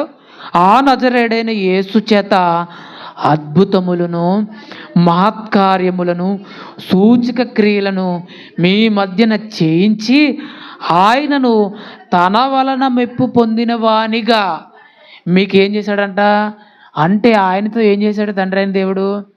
మహత్కార్యాలు చేశాడు, అద్భుతాలు చేశాడు, సూచక్రియలు చేశాడు. తన ద్వారా మెప్పు పొందడానికే ఆయన్ని కళ్ళ ముందు ఏం చేశాడంట? కనబరిచెను. ఈ విషయాలను బాగా మీరు ఆలోచించండి. చాలా జ్ఞానంగా మాట్లాడుతున్నారు వీళ్ళు ఇక్కడ.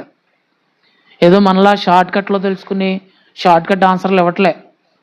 ఒక విషయాన్ని అందరికీ అర్థమయ్యేలా చెప్పాలి అంటే మొదటి నుంచి తీసుకురావాలి. ఇది అపోస్తుల బోధలో ఉంది. ఇప్పుడు క్రీస్తు దావీదు కుమారుడు, దావీదు వంశంలో వచ్చాడు నమ్మట్లేదు. ఆయన మరణించాక కూడా, తిరిగి లేచిన తర్వాత కూడా నమ్మట్లేదు. అందుకే ఆయన మాట్లాడుతున్నాడు, ఇశ్రాయేలు వారా మీరు అందరూ తెలుసుకోండి. మొదట ఆయన ఎవరు అనుకుంటున్నారు మీరు? మీ మధ్యలో చేసిన క్రియలన్నీ ఎక్కడి నుంచి వచ్చినాయి అనుకున్నారు? దేవుడు తనని రుజువుపరచడానికే చేశాడు అంటూ మాట్లాడుతున్నాడు. చదవండి అప్పుడు.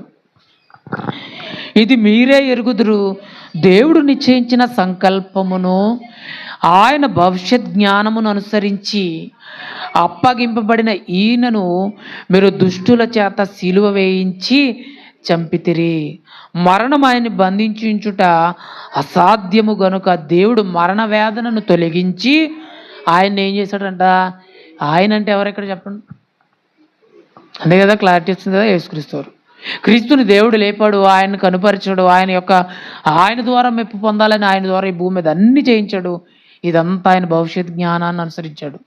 రాబోయే తరాలకి ఏం చేయాలనుకుంటున్నాడో అదంతా క్రీస్తు ద్వారా చేసుకుంటూ వచ్చాడు అని ఇశ్రాయేలు ప్రజలకి పేతురు గారు అర్థమయ్యేలా ఒక్కొక్కటి వివరిస్తున్నాడు. నెక్స్ట్ చదవండి అప్పుడు. ఆయన గూర్చి దావీదు ఇట్లా నేను ఎల్లప్పుడూ నా ఎదుట ప్రభువును చూచుచుంటిని అన్నాడు. అయితే ఈ ప్రభు తండ్రి అయిన దేవుడు అని మనం అనుకుందాం. ఓకేనా? నెక్స్ట్ చదవండి. ఆయన నా కుడి పార్శ్వమునున్నాడు కనుక నేను కదల్చబడను. అర్థమవుతుంది? అర్థం కావట్లేదు. ఆయన నా కుడి ఇందాక కుడి పార్శ్వను ఉన్నది ఎవరని చెప్పుకున్నాం? ప్రభు నా ప్రభుతో చెప్పాడు, ఆయన నీ శత్రువులను పాదపీఠముల వరకు ఉంచే వరకు నువ్వు నా కుడి పార్శ్వమును కూర్చుండమని ఒక ప్రభుతో చెప్పాడు. ఇప్పుడు ఆ ప్రభు వృత్తాంతం వస్తుంది ఇక్కడ. చదవండి. ఆయన నా కుడి పార్శ్వమునున్నాడు కనుక నేను కదల్చబడను, కావున నా హృదయము ఉల్లసించెను, నా నాలుక ఆనందించెను, మరియు నా శరీరము కూడా నిరీక్షణ కలిగి నిలకడగా ఉండును. నీవు నా ఆత్మను పాతాళములో విడిచిపెట్టవు, నీ పరిశుద్ధుని కుళ్ళ పట్టనీయవు, నాకు జీవమార్గములు తెలిపితివి, నీ దర్శనమును అనుగ్రహించి నన్ను ఉల్లాసముతో నింపెదవు. ఇప్పుడు ఆలోచిద్దాం. నీవు నా ఆత్మను కుళ్ళు పట్టనివు, పాతాళంలో విడవవు అని నీవు నా అనే పదాలు మనం చదువుకుంటున్నాం. ఈ ప్రవచనాన్ని ఎవరి గురించి మాట్లాడుతున్నాడు? దావీదు ఇట్లా అన్నాడు. ఎవరన్నారు ఈ మాటనే? మీకు అర్థమైంది? అర్థం కావట్లేదా? పేతురు గారు వివరిస్తూ ఏమన్నాడంటే దావీదు ఇట్లా అని అన్నాడు. అక్కడ ఆయన గురించి దావీదు ఇట్లా అన్నాడు అంటే ఇలా చెప్తున్నాడు. ఏమని చెప్తున్నాడో ఆయన గురించి, నేను ఎల్లప్పుడూ నా ఎదుట ఎవరిని చూస్తున్నాను అన్నాడో? ప్రభుని ఎల్లప్పుడూ అంటే దావీదు గారు ఎల్లకాలం ఉంటాడా? ఇప్పటికీ ఉన్నాడా? ఎల్లప్పుడు అంటే అర్థం ఏంటి చెప్పండి? కొంతకాలం అంటే ఉన్నంత వరకే. ఎల్లప్పుడూ అంటే ఎనీ టైం, ఎప్పుడైనా కావచ్చు. అది ఇప్పుడు దావీదు ఎవరి గురించి మాట్లాడుతున్నాడు అని ఇక్కడ అన్నాడు, నీవు నా ఆత్మను పాతాళములో విడిచిపెట్టవు, నీ పరిశుద్ధుని కుళ్ళు పట్టనియవు, నాకు జీవ మార్గములు తెలిపితివి, నీ దర్శనము నాకు అనుగ్రహించి నన్ను ఉల్లాసముతో నింపెదవు. సహోదరులారా, మూల పురుషుడకు దావీదుని గురించి మీతో నేను ధారాళముగా. ఇప్పుడు దావీదు చెప్పిన ప్రవచనాన్ని పేతురు గారు వివరిస్తూ, దావీదు గురించి చెప్పాలంటే మీకు చాలా వివరంగా చెప్పొచ్చు నేను, కానీ మీకు సరిగ్గా అర్థం కావాలి, కొన్ని పాయింట్లు చెప్తున్నాను అన్నాడు. ఇప్పుడు దావీదు ఈ ప్రవచనాన్ని ఎక్కడ చెప్పాడు? ఇది కూడా ఒక ప్రవచనమే. ఇది ఎక్కడ మాట్లాడాడు దావీదు గారు అంటే, కీర్తనల గ్రంథం 16వ అధ్యాయంలో చూడండి ఒక్కసారి. ఎక్కడ మాట్లాడారు ఈ మాటని? కీర్తనల గ్రంథము 16వ అధ్యాయము 8వ వచనం నుంచి ఒకసారి మనము సేమ్ ఒకళ్ళు అపొస్తలుల కార్యాలు చూడండి, ఒకళ్ళు ఇది చూడండి, 8వ వచనం చూడండి. సదాకాలము యెహోవాయందు నా గురి నిలుపుచున్నాను, ఆయన నా కుడి పార్శ్వమందున్నాడు గనుక. ఇది ఒకటేనా కదా? ఒకటేనా? ఆయన నా కుడి పార్శ్వమందున్నాడు గనుక నేను కదల్చబడను. అందువలన నా హృదయము సంతోషించుచున్నది, నా ఆత్మ ఏం చేస్తుంది? హర్షించుచున్నది, నా శరీరము కూడా సురక్షితముగా ఏం చేస్తుంది? అక్కడ నిరీక్షణ అన్నాడు, ఇక్కడ సురక్షితం అన్నాడు. సురక్షితంగా నివసించున్నది. ఎందుకనగా నీవు నా ఆత్మను పాతాళములో విడిచిపెట్టవు, నీ పరిశుద్ధుని కుళ్ళు పట్టనీయవు, జీవ మార్గములు నీవు నాకు తెలియజేసేదవు. చాలు చాలు. ఇదే ప్రవచనాన్ని పేతురు గారు అక్కడున్న ప్రజలకు చెప్తున్నారు. ఇప్పుడు ఈ విషయాలకు వస్తే మన క్లారిటీ అవ్వాల్సింది, ఆ ప్రభు ఎవరు అనేది మనకు క్లారిటీ కావాలి. ఈ ప్రవచనం ఎవరి గురించి రాయబడిందని మనకు క్లారిటీ కావాలి. నీవు నా శరీరాన్ని కుళ్ళి పట్టనీవు అని నేను అన్నాను అనుకోండి, ప్రాక్టికల్గా నీవు అని మిమ్మల్ని అన్నాను. నన్ను ఎవరిని అనుకున్నట్టు ఇప్పుడు నేను? చెప్పండి, నేను ఎవరి గురించి అన్నట్టు? నన్ను అంటే ఎవరి గురించి మాట్లాడినప్పుడు? నా గురించే. మరి ఇక్కడ దావీదు గారి పదాలు చదివితే అలాగే ఉంది కదా, అతని గురించి మాట్లాడుకున్నట్టే ఉంది కదా. ఇప్పుడు దావీదు గారు ప్రవచించిన ప్రవచనము అతని గురించి అతను మాట్లాడుకున్నట్టు ఉంది కదా. అలాగే ఆలోచించారండి అందరూ కూడా. కానీ ఈ విషయాలని దేవుడే బయలుపరిచాడు, ప్రతి విషయాన్ని కూడా. ఇప్పుడు ప్రభు నా ప్రభుతో అనే పదాలని మనం అక్కడితో చదువుకుంటూ వెళ్ళిపోతే ఆ ప్రభు ఎవరు కదండి, యేసుక్రీస్తు సింపుల్గా తేల్చేస్తాం. కానీ వాళ్ళు ఇప్పటికీ ఒప్పుకోరు. తెలుసా మీకు ఈ విషయాలు? యూదులు ఇప్పటికీ ఆ ప్రభు ఎవరో కాదు, క్రీస్తే, ఆ క్రీస్తే యేసుగా ఈ భూమి మీదకి వచ్చాడనే విషయాన్ని ఎప్పటికీ నమ్మరు వాళ్ళు. చాలామంది నమ్మరు. మరి మనం ఎలా నమ్మేస్తాం? ఒకరోజు గుడ్డివారు విన్నారు కదా దావీదు కుమారుడు వస్తున్నాడని, విన్న దాన్ని బట్టే కదా వాళ్ళు దావీదు కుమారుడు అని పలికారు. మనం కూడా అలాగే వెళ్ళిపోతున్నాం.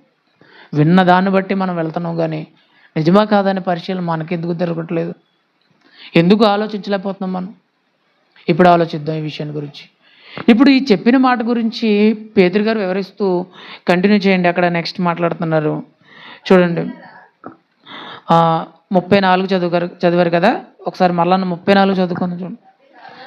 అపొస్తలుల కార్యములు 2వ అధ్యాయము 34 మరలా ఒకసారి. దావీదు పరలోకమున కంట ఎక్కిపోలేదు, అయితే అతడు ఇలా అన్నాడు, ఏమనంటే, నేను నీ శత్రువులను పాదముల క్రింద పాదపీఠముగా ఉంచి వరకు నీవు నా కుడి పార్శ్వమున కూర్చుండుమని నా ప్రభుతో చెప్పాడు. ఈ మాటకి మీకు ఇంకా అర్థం దొరకలేదు కదా, అయితే నేను వివరిస్తాను వినండి అంటూ పేతురు గారు మాట్లాడుతూ 29 నుంచి చదవండి. ఇప్పుడు సహోదరులారా, మూల పురుషుడకు దావీదుని గురించి మీతో నేనేం చేసేసా? ధారాళముగా మాట్లాడవచ్చును. అయితే చూడండి, మాట్లాడవచ్చును. అతడు చనిపోయి సమాధి చేయబడెను. వాళ్ళకి చెప్తున్నాడు, దావీదు గారు బ్రతుకున్నాడా చనిపోయాడా? చనిపోయాడు. అతను సమాధి చేయబడ్డాడు.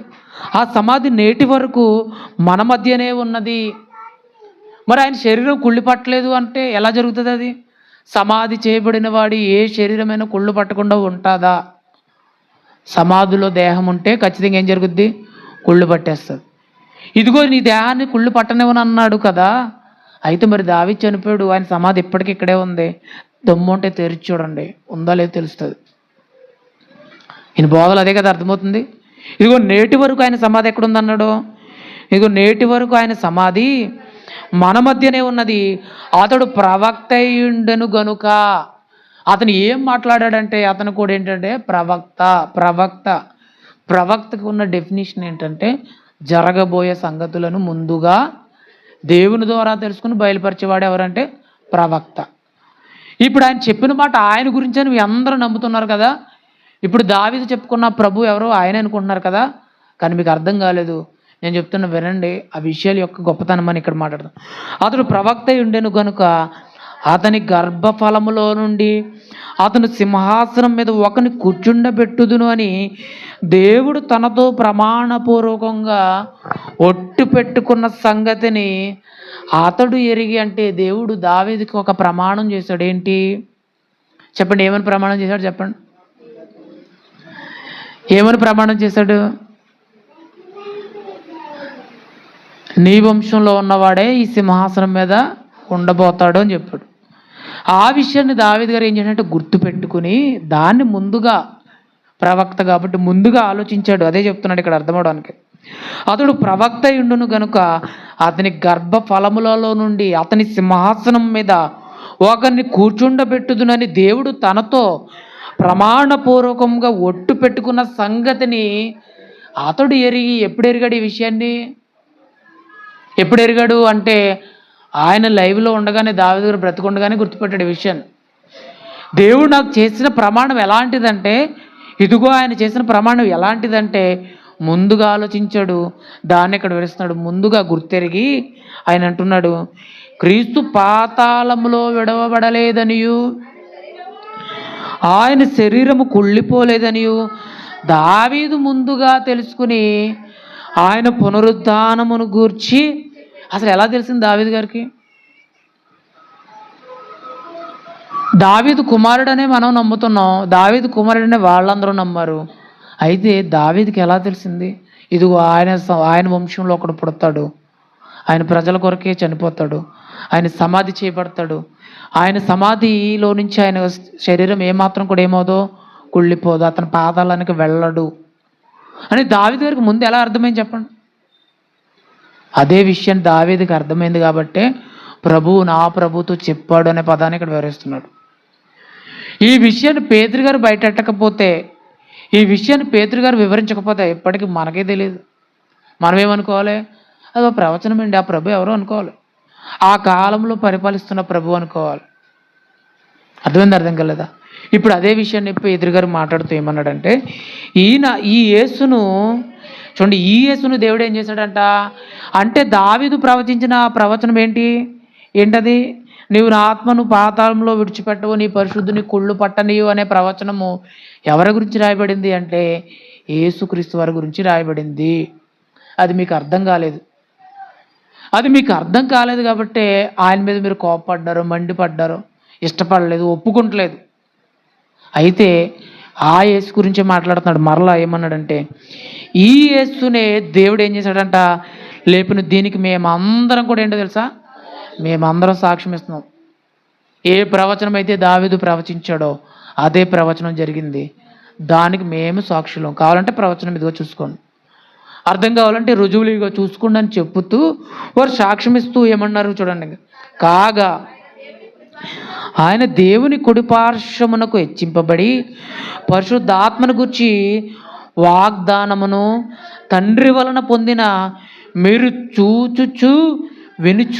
వినుచూచున్న దీనిని కుమ్మరించి ఉన్నాడు.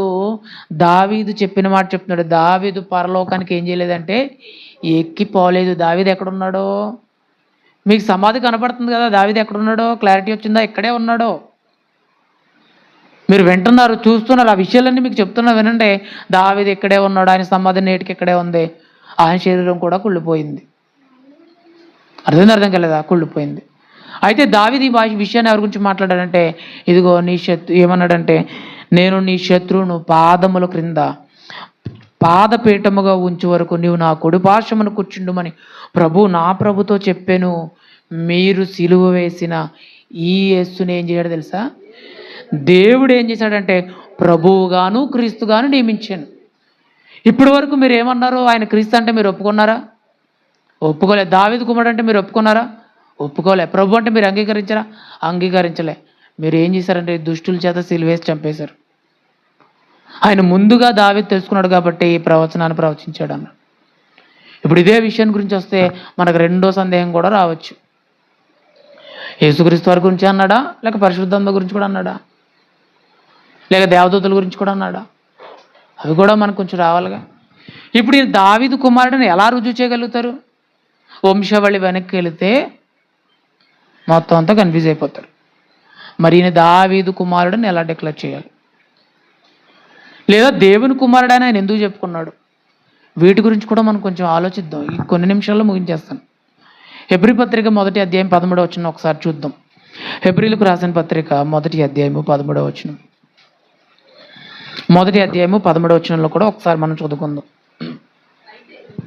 Same situation. అయితే నేను నీ శత్రువులను నా పాదములకు పాదపీఠముగా చేయు వరకు నా కుడి పార్శ్వమున కూర్చుండుమని అని దూతలతో, ఈ దూతలలో ఎవని గూర్చైనను ఎప్పుడైనను, అంటే ఈ మాట దూతల గురించి అయితే కాదు.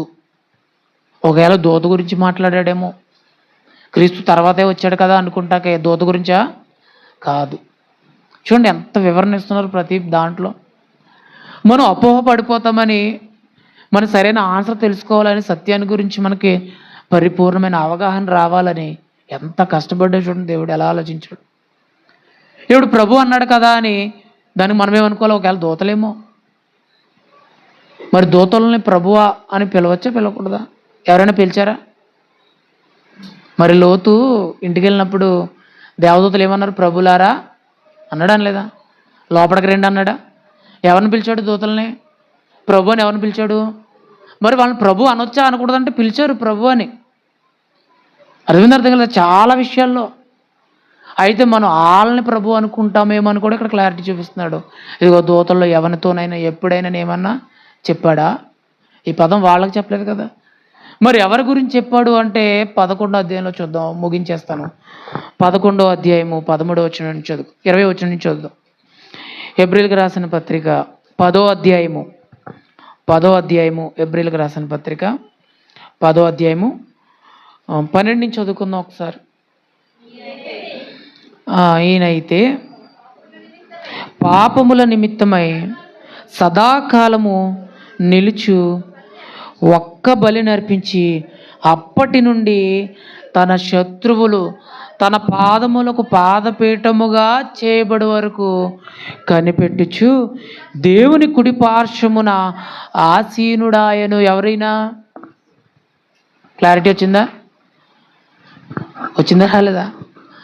ఇంకొక రిఫరెన్స్తో, 2 రిఫరెన్స్తో క్లియర్ చేస్తాను చూడండి. ఏమన్నాడంటే ఈయనైతే, అంటే అప్పటి వరకు ప్రధాన యాజకులు మాటికి బలిస్తున్నారు, పాపం చేస్తున్నారు, బలిస్తున్నారు, పాపం చేస్తున్నారు. కానీ యేసుక్రీస్తు వారి గురించి మాట్లాడుతున్నాడు. ఈయనైతే పాపముల నిమిత్తము సదాకాలము నిలుచు ఒక్క బలి నర్పించి అప్పటి నుండి తన శత్రువులను తన పాదములకు పాదపీఠముగా చేయబడి వరకు కనిపెట్టుచు దేవుని కుడి పార్శ్వమున ఏమై ఉన్నాడంట? ఆసీనుడైనడు. ఆయనే. ఈయనైతే అని ఆయన ఎవరంటే యేసుక్రీస్తు ప్రభు వారు. ఇదే విషయాన్ని మరలా అపోస్తుల కార్యం 13వ అధ్యాయంలో చూడండి, ఇంకొక వివరణ ఉంటుంది అక్కడ. అపోస్తుల కార్యములు 13వ అధ్యాయంలో 20వ వచనం నుంచి ఒకసారి చూద్దాం. అపోస్తుల కార్యములు 13వ అధ్యాయం 20 నుంచి చదువుకుందాం ఒకసారి. 20వ వచనం నుంచి చదవండి. ఇంచుమించు 400 చూడండి 50 సంవత్సరములు ఇట్లా జరిగాను. ఎలా అంటే ఇప్పుడు ప్రారంభంలో దావీదుకు ముందు జరిగినటువంటి వాగ్దానాల గురించి మాట్లాడుతున్నారు ఇక్కడ.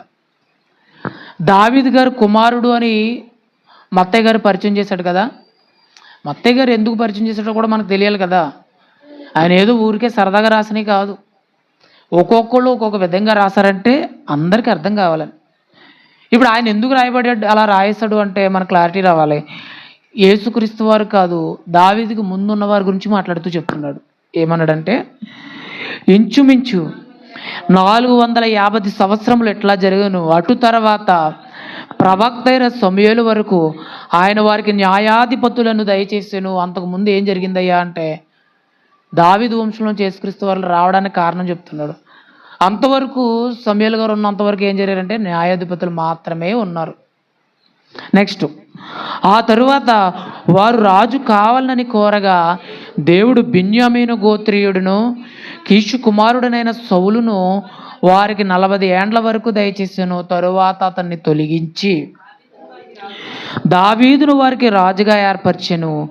మరియు ఆయన, నేను యెష్షయి కుమారుడైన దావీదును కనుగొంటిని, అతడు నా ఇష్టానుసారుడైన మనుషుడు, అతడు నా ఉద్దేశములన్నీ నెరవేర్చునని చెప్పి అతని గూర్చి సాక్ష్యం ఇచ్చెను. అతని సంతానములో నుండి దేవుడు తన వాగ్దానము చెప్పున ఇశ్రాయేలీల కొరకు రక్షకుడగు యేసుని ఏం చేశాడు? ఎవరి సంతానంలో నుంచి చెప్పండి? ఎవరి సంతానంలో నుంచి? ఇక్కడ మళ్ళా క్లారిటీ ఇచ్చేసాడు. ఇంకా ఇప్పుడు దావీదు సంతానం అంటే వాళ్ళు ఒప్పుకోలేదు, ఇష్టపడలేదు. వచ్చాడు అంటే వాళ్ళు నమ్మలే. ఆయన కళ్ళ ముందు మాట్లాడుతున్నా సరే ఆయన గ్రహించుకోలేకపోయారు. ఆ విషయాన్ని అపోస్తులు వివరంగా చెప్తున్నారు. మీరు చూశారు, మీ కళ్ళ ముందు ఉన్నాడు, మీరు చూచిందే, మీరు విన్నదే, మీరు అనుభవించిందే మీకు అర్థం కాలేదని వివరిస్తున్నాడు ఇక్కడ. అది ఆ రోజు చేసిన వాగ్దానము.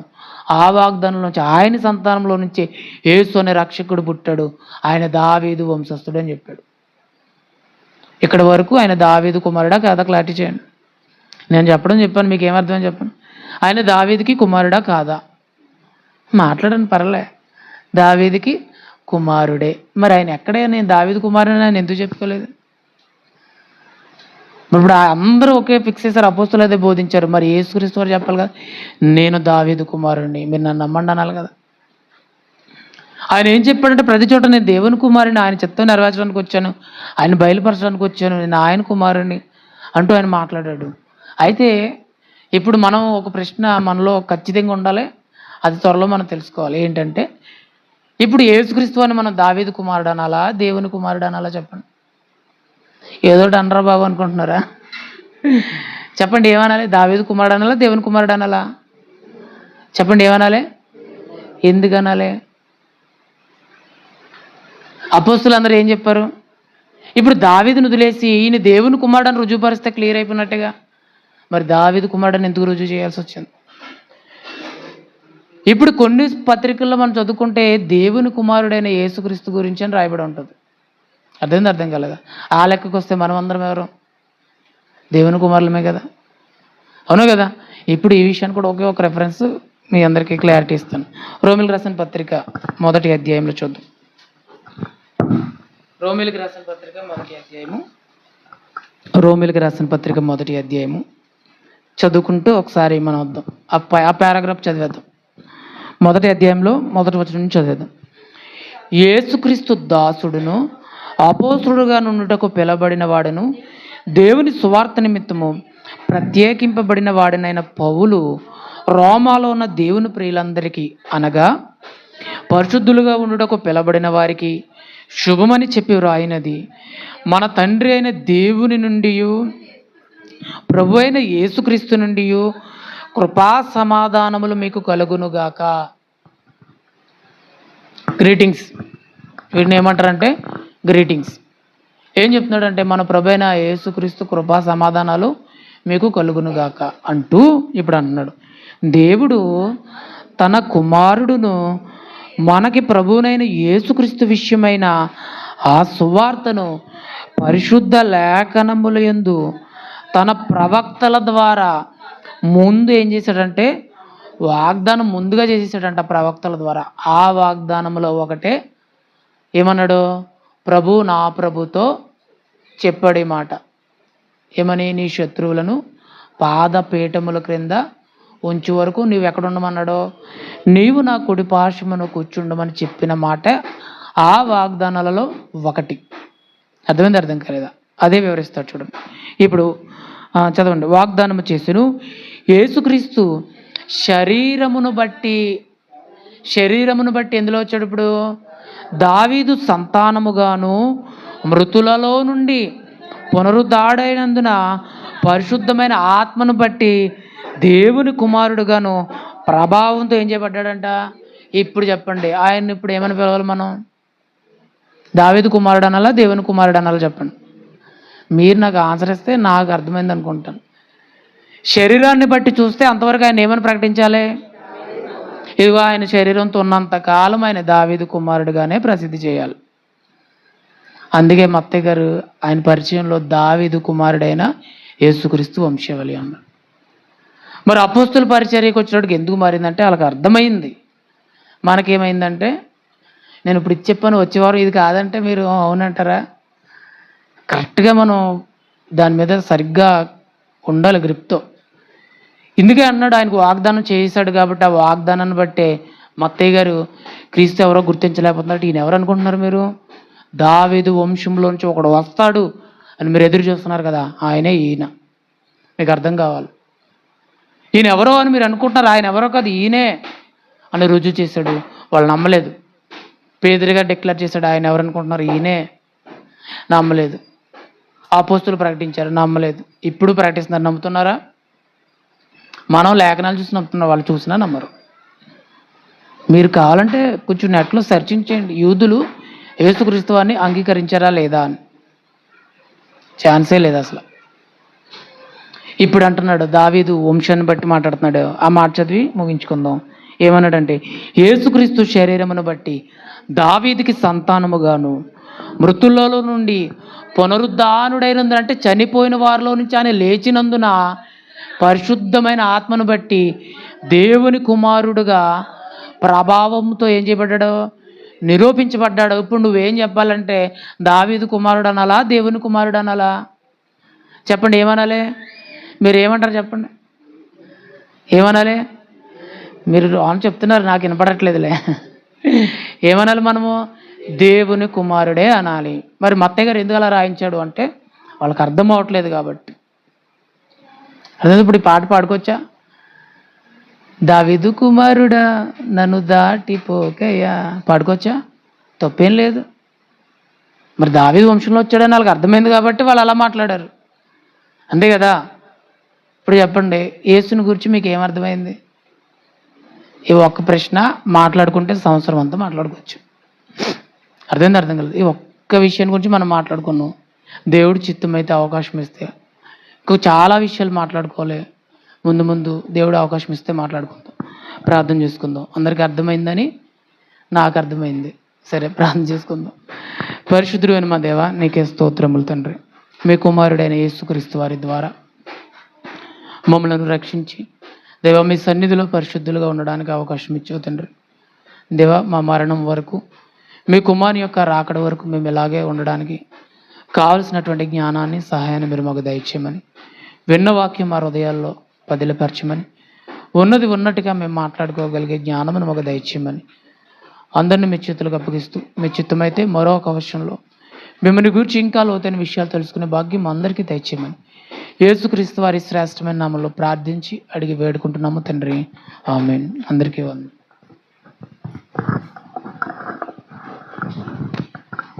చాలా సంతోషం అండి. ఇంతవరకు కూడా అనేకమైనటువంటి విషయాలు తెలియజేసినటువంటి సహోదరుడికి క్రీస్తు వారి పక్షాన హృదయపూర్వకంగా వందనాలు తెలియజేస్తున్నామండి. యేసుక్రీస్తు ప్రభువారు ఎవరండి?